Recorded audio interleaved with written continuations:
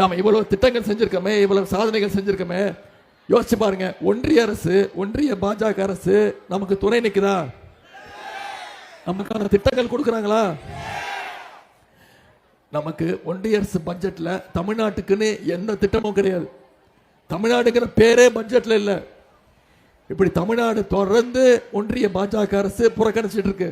தமிழ்நாட்டை புறக்கணிக்கிற ஒன்றிய பாஜக அரசு தமிழ்நாடு புறக்கணிக்கணுமா வேணாமா?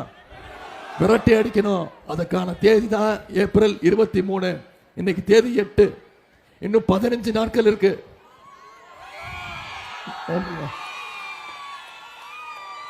இன்னும் 15 நாட்கள் இருக்கு.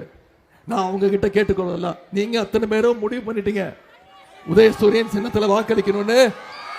நீங்க முடிவு பண்ணிட்டீங்களா?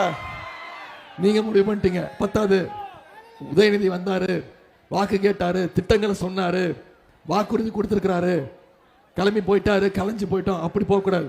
அடுத்த 15 நாட்கள் காலத்துல நீங்க இறங்கி பிரச்சாரத்தை நீங்க செய்யணும்.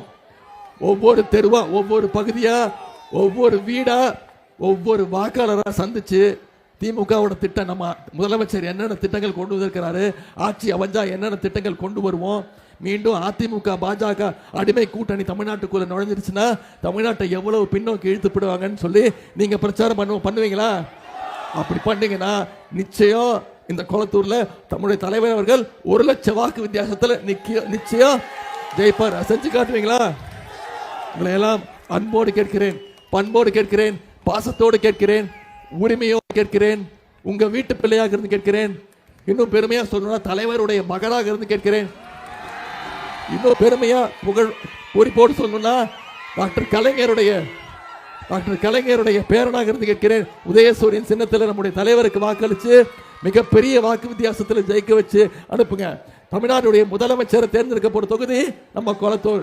அந்த தேர்ந்தெடுக்க போறது நீங்க என்பதை மனசுல வச்சுக்கிட்டு இந்த பிரச்சாரத்தை அடுத்த 15 நாள் மக்கள்கிட்ட கொண்டு போய் சேருங்க. உங்களுடைய அன்புக்கும் வரவேற்புக்கும் நன்றி, நன்றி, நன்றி.